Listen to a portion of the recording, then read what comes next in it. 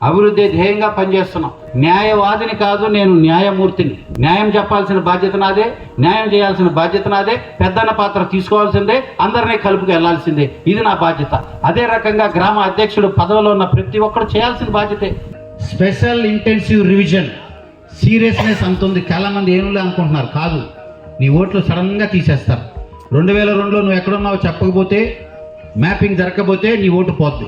ఇప్పటికీ 70% మ్యాపింగ్ జరిగిపోయింది. గవర్నమెంట్ సంబంధించి బిఎల్ఓలు, విఆర్ఓలు, ఎంఆర్ఓలు అదే పని చేస్తున్నారు. బూత్ లెవెల్ ఏజెంట్స్కి మనం ఇచ్చేది ఈ పుస్తకం. దీంట్లో కండిషన్స్ అన్ని క్లియర్గా ఉన్నాయి. ప్రతి పథకం ఇవ్వడానికి నిధులు సమకూరుస్తున్నాడు, పెట్టుబడులు తీసుకొస్తున్నాడు. ఆహార్నెస్లో 7-10 వయసులో బ్రహ్మాండంగా ముఖ్యమంత్రి గారు కష్టపడుతున్నారు. ఆయన స్ఫూర్తిగా తీసుకొని మీ ఎమ్మెల్యేగా నేను అదే రకంగా కష్టపడటానికి ప్రయత్నం చేస్తున్నా, కష్టపడటానికి సమయం కేటాయిస్తున్నా, ఆ రకంగా ఉంటున్నా. అధికారంలోకి వచ్చేసాం, పైన చంద్రబాబు ఉన్నాడు, ఇక్కడ కుమారరాజా కనబడుతున్నాడు, అందరూ సంతోషంగా ఉంది. మళ్ళీ మీటింగ్లు ఎందుకులే, టైం వచ్చినప్పుడు చూసుకుందాం అనిపిస్తుంది. వాస్తవమే. కానీ సరిహద్దుల్లో తుపాకీ పట్టుకున్న సిపాయి ఇప్పుడు ఏం ఉండదులే యుద్ధం అని అనుకొని వాడు ఆదమర్చి తుపాకీ పక్కన పెట్టి నిద్రపోతే ఏమవుద్ది? రాత్రికి రాత్రే కొంప కొల్లేరైపోతుంది. వాడు దుర్మార్గుడు. న్యాయబద్ధంగా జరిగిన డిఎస్సి సంబంధించి ఉద్యోగాలను కూడా తప్పు పెట్టే దుస్థితి.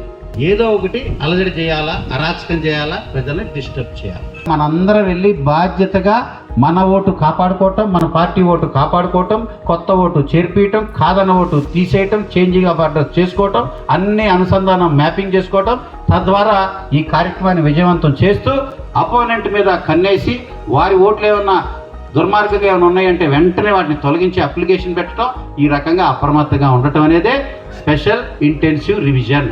ఇది సర్ అంటే ఈరోజు చంద్రబాబు గారు బ్రహ్మాండంగా ఇటుకి పేర్చుకొస్తున్నాడు. ఇంకొక 5 సంవత్సరాలు కూడా కూటమే ఉంటే వచ్చిన పెట్టుబడులకి ఒక సాకారం, ఒక శ్రీకారం, తద్వారా వచ్చే పెట్టుబడి ద్వారా వచ్చే ఉద్యోగ ఉపాధి అవకాశాలు. ఎంఎస్ఎంఈ పార్క్ మన అయినంపూడి పామర మండలంలోనే రెడీ అవుతుంది. వచ్చే నెల ప్రారంభం. పామర పుట్టిన తర్వాత 4 ఎమ్మెల్యే శాసనసభ్యులు, నేను 4వ వాడిని. ఈ 4 శాసనసభ్యుల్లో ఎవరు ప్రజలకు దగ్గరగా ఉన్నారు, ఎవరు ప్రజలతో ప్రేమగా ఉన్నారు, ఎవరు ప్రజా సమస్యలు పరిష్కరించడానికి కృషి చేస్తున్నారు, పామర ప్రగతి కోసం జీవితం అంకితం అని ఈ 4 ఎమ్మెల్యేలు ఉన్నారో ఒక్కసారి మీరు ఆత్మ పరిశీలన చేసుకోండి. మీ సమస్యను పరిష్కరించడానికి నేను 100% త్రికరణ శుద్ధితో, చిత్తశుద్ధితో పనిచేస్తానని కూడా ఈరోజు ఇక్కడ ప్రమాణం చేస్తున్నాను కూడా మీకు తెలియజేస్తున్నాను.